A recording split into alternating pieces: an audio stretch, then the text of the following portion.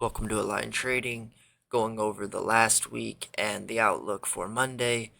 We are in this 30-minute selling channel currently right here, and we are looking to form either an inverse head and shoulder like this to break out of the orange, or we are looking to reject with this orange algo and find some sort of liquidity, possibly like that, for another leg down, coming to test these lower levels, which we can even test as low as down here.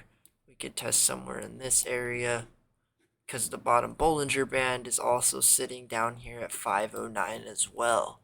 If we do come down to this level, we would be forming the inverse cup and handle, so we would want to see a bounce at this level, possibly even coming back up here to form this inverse cup and handle, as well as head and shoulder pattern to take us to the downside. If I put both of these moving averages up right here, the 5-day and the 20-day are basing, so if we form resistance, look for a move down, and if we're holding support, we can look for the move up.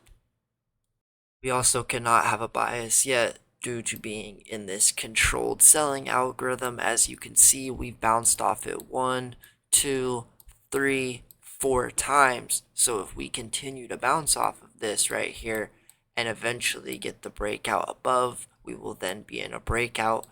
I would not mind seeing if we did even come back up a little bit higher, maybe to this white level right here. We got a firm rejection off of that.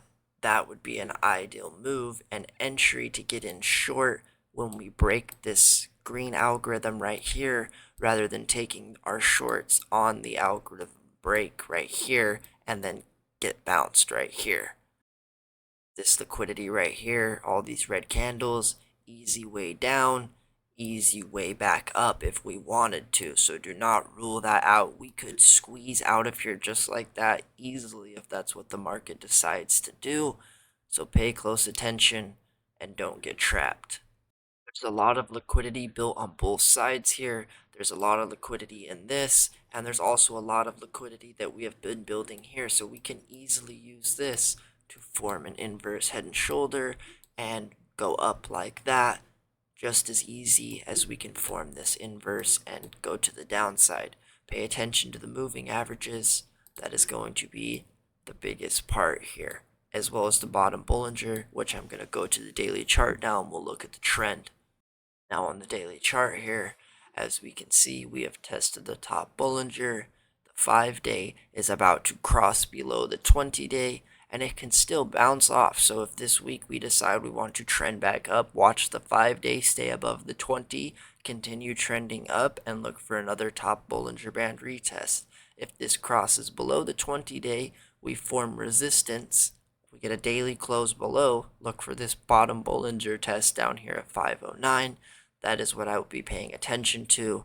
It has been doing the same thing here, but when these two moving averages come close together like this, what that means is we are basing and a big move is coming.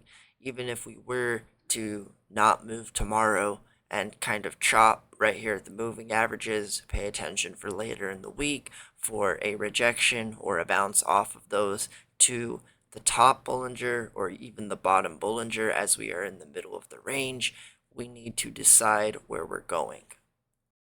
This week has a couple of big things happening. To start off the week on Monday, the solar eclipse is happening, and then later in the week, we have CPI.